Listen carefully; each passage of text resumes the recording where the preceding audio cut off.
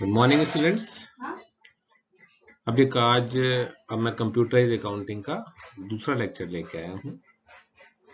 मैं doctor Arvind Kumar Yadav, HOD faculty of commerce, coordinator IGNOU study centre 9016, Kumari Mayawati government PG college Pali. तो चलिए video start करते हैं। अब पहले वाला जो बेसिक वाला वीडियो था उसमें आपने देखा होगा कि हमने उसमें ये वाली चीज कवर कर ली थी, कॉन्सेप्ट्स, ऑब्जेक्टिव्स, एडवांटेज और लिमिटेशंस ऑफ कंप्यूटराइज अकाउंटिंग। अब इस वाले वीडियो में बाकी जो चीजें रह गई थी वो सारी चीजें हम कवर करेंगे। यानी कि तो हम देखेंगे types of accounting information, users of accounting information and their needs, qualitative characteristics of accounting information और role of accounting in business. ये चीजें कवर करेंगे। तो चलिए स्टार्ट करते हैं आगे का काम।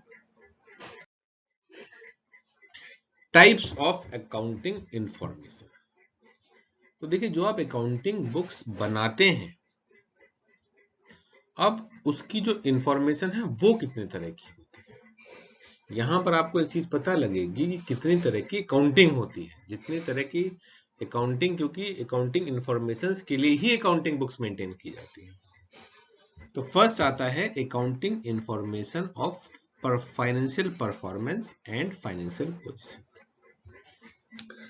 आपने देखा होगा जो आप अभी पढ़ रहे हैं, यानी कि फाइनेंशियल अकाउंटिंग जो आप पढ़ रहे हैं, उसका जो मेन पर्पस है वो अकाउंटिंग इंफॉर्मेशन प्रोवाइड करना, फाइनेंशियल परफॉर्मेंस के बारे में और फाइनेंशियल पोजीशन के बारे में, दोनों चीजों के बारे में। आपने 12th में भी जो अकाउंटिंग पढ़ी, जिसमें आप ट्रेडिंग पेंडल बनाते थे, बैलेंस शीट बनाते थे, यहाँ पे भी आप ब्रांच पढ़ रहे हैं, डिपार्टमेंटल पढ़ रहे हैं, सब क्या है, ये सारी चीजें आपकी फाइनेंशियल अकाउंटिंग से रिलेटेड है, जो कि फाइनेंशियल परफॉर्मेंस और फाइनेंशियल पोजीशन के बारे में जानकारी देती है। सेकंड आता है accounting information of total cost per unit cost, total cost and per unit cost. अब देखिए, फाइनेंशियल अकाउंटिंग तो आपकी पर यूनिट कॉस्ट नहीं निकालेगी, टोटल कॉस्ट नहीं निकालेगी।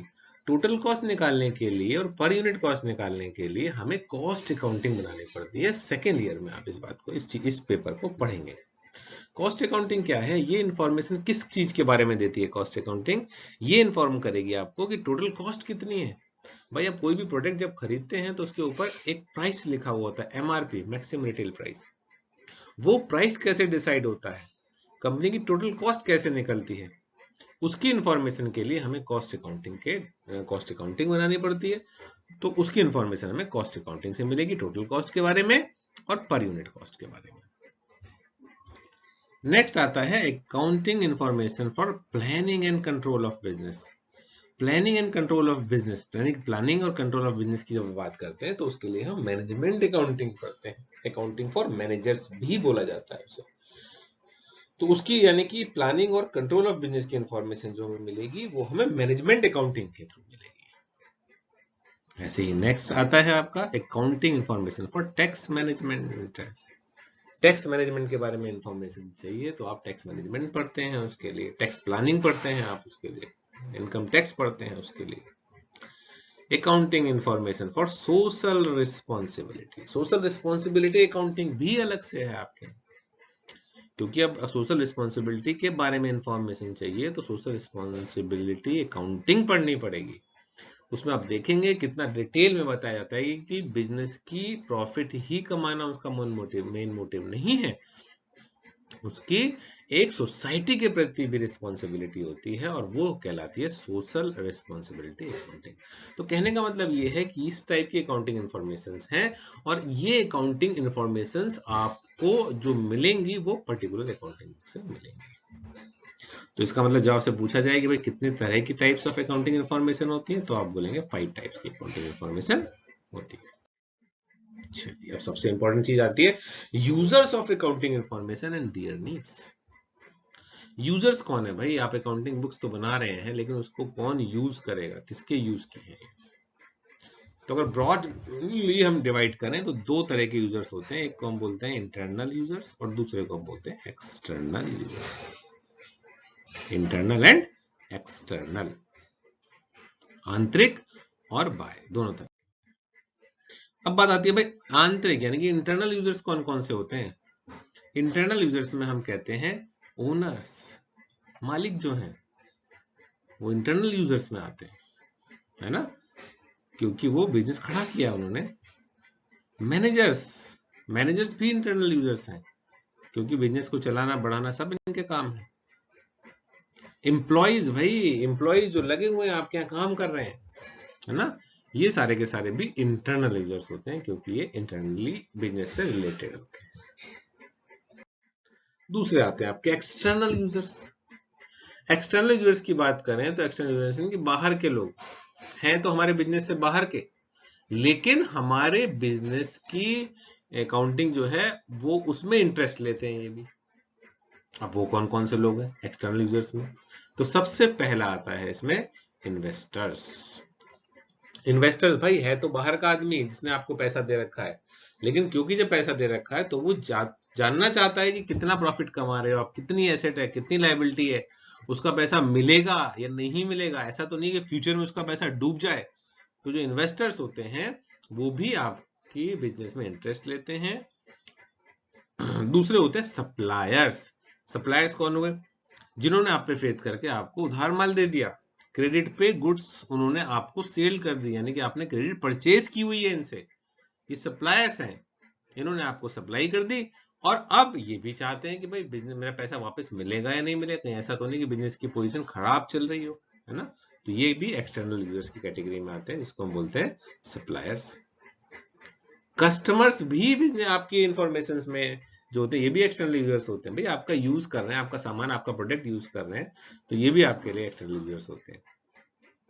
ऐसे ही टैक्स अथॉरिटीज, जितनी भी टैक्स अथॉरिटीज है इन्हें टैक्स कलेक्शन करना होता है आपसे, आपसे पैसा लेना होता है, तो आपकी अकाउंटिंग इन्फॉर्मेशन चाहते हैं, कितना प्रॉफिट हुआ, प्रॉफिट गलत तो नहीं दिखा रही है, तो इसलिए टैक्स अथॉरिटीज जो है ये भी आपकी एक्सटर्नल यूजर है। इसी टाइप से गवर्नमेंट भी एक्सटर्नल यूजर है बाहर के सारे के सारे, लेकिन आपके बिजनेस से कहीं ना कहीं अफेक्टेड होते हैं ये यूजर्स। गवर्नमेंट भी हमारी क्या है, एक्सटर्नल यूजर है। ऐसे ऑडिटर भी आपके एक्सटर्नल यूजर्स हैं, आपकी बुक्स का ऑडिट करते हैं ये, है ना, बुक सही है गलत है उसके बारे में एक सर्टिफिकेट देते हैं कि आपके अकाउंट बुक्स कैसे बने हुए हैं। ऐसे ही पब्लिक भी होती है, पब्लिक है वो भी एक्सटर्नल यूजर में आती है क्योंकि पब्लिक भी कहीं ना कहीं आपके बिजनेस से रिलेटेड है, वो भी चाहती है कि हमें पता लगे कि कितना प्रॉफिट हो रहा है, कितना लॉस हो रहा है बिजनेस में। कभी कभी क्या होता है, ये लोग भी, जो पब्लिक है आपका सामान खरीद रही है लेकिन बिजनेस में आपके इंटरेस्ट ले रही है, तो ये सारे के सारे आपके होते हैं external users. I hope external users clear हो गए होंगे सबको। अब आता है role of accounting in business. अब बिजनेस में अकाउंटिंग का रोल क्या है, समझिए आप, एक बिजनेस है और बिजनेस की चीजें रिकॉर्ड जहां पे हो रही है वो हम अकाउंटिंग बोलते हैं उसे, है ना। तो हम कह रहे हैं कि बिजनेस में क्या जरूरत है अकाउंटिंग की, बिजनेस चल रहा है अपना, ठीक है, बनाया बेचा, अकाउंटिंग क्यों बनानी, क्यों हम अकाउंट बुक्स बनाते हैं, है ना। The purpose of accounting is to provide financial information. आप अकाउंट बुक्स नहीं बनाओगे तो भाई फाइनेंशियल इंफॉर्मेशन कैसे मिलेगी, जितने भी स्टेक होल्डर्स हैं आपके बिजनेस से रिलेटेड हैं उन सबको कहां से मिलेगी, मैनेजमेंट को कैसे पता लगेगा बिजनेस कहाँ जा रहा है अगर आपके पास अकाउंटिंग बुक्स नहीं होंगी, इन्वेस्टर्स को कैसे पता लगेगा मैंने पैसा दे दिया बिजनेस कहाँ जा रहा है कहाँ नहीं जा रहा है ना, क्रिएटर्स को कैसे पता लगेगा। इसका मतलब यहाँ पर ये है कि बिजनेस में अकाउंटिंग का रोल देखिए कितना इंपॉर्टेंट है। नहीं आप अकाउंटिंग बनाएंगे किसी को कोई इन्फॉर्मेशन नहीं होगी, आपका बिजनेस कहाँ जा रहा है पता नहीं और एकदम से कोलैप्स कर जाएगा आपका बिजनेस। ऐसे ही नेक्स्ट हम कह सकते हैं कि managers need accurate and timely financial data. भाई मैनेजर्स जो होते हैं उन्हें सारे डिसीजन लेने हैं तो उन्हें एक्यूरेट भी चाहिए, है ना, और टाइमली चाहिए आपका फाइनेंशियल डेटा, एक्यूरेट हो और टाइमली हो financial data. To make intelligent decisions and accountants are the ones who produce this information, है ना।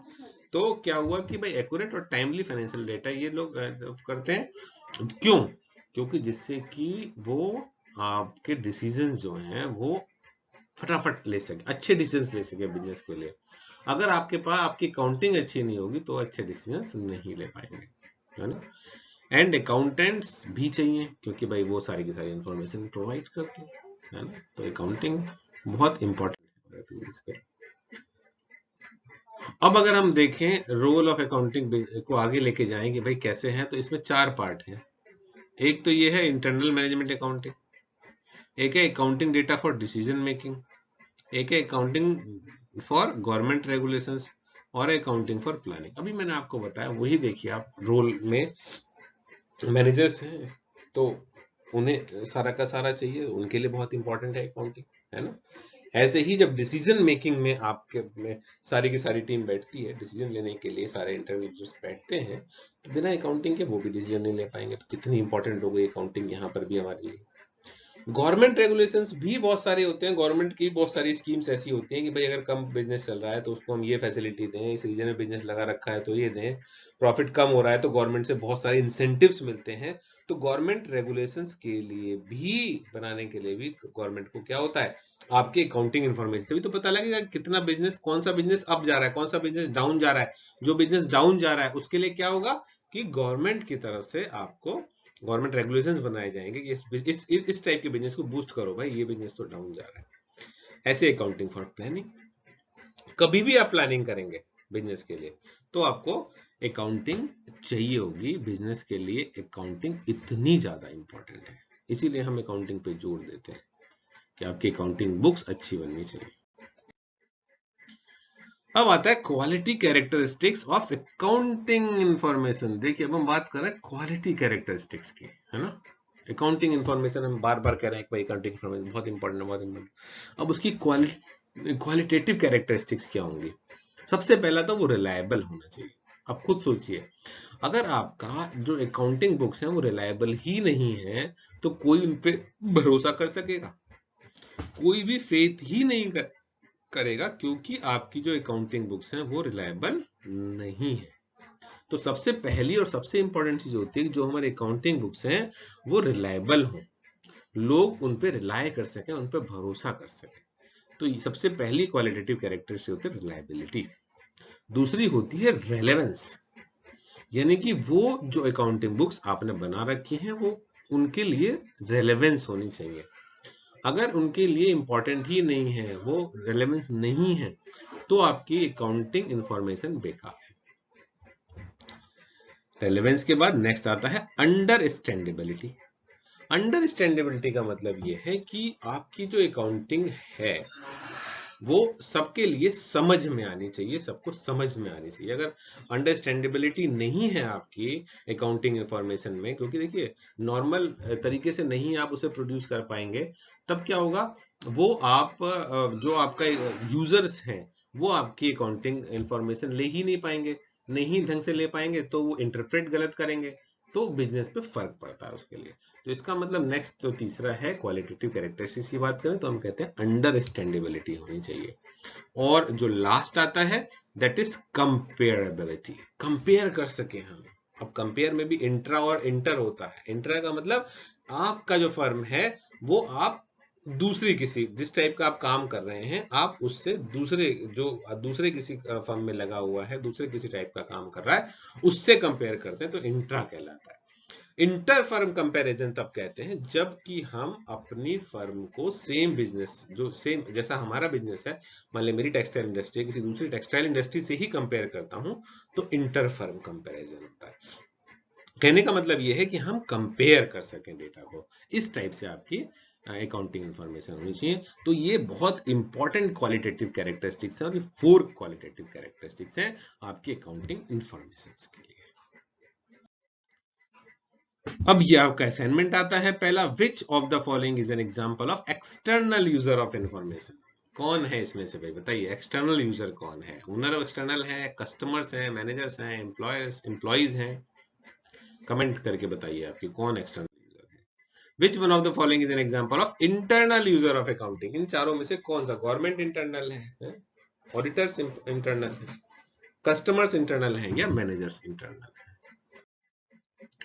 थैंक यू वेरी मच, आपने इतने ध्यान से मेरा वीडियो देखा। अगर आपको पसंद आया हो, आप चाहते हो कि हाँ और मैं इस टाइप की वीडियोस बनाऊं, तो मेरे वीडियोस को लाइक करें, सब्सक्राइब करें और शेयर करें। Thank you, bye bye.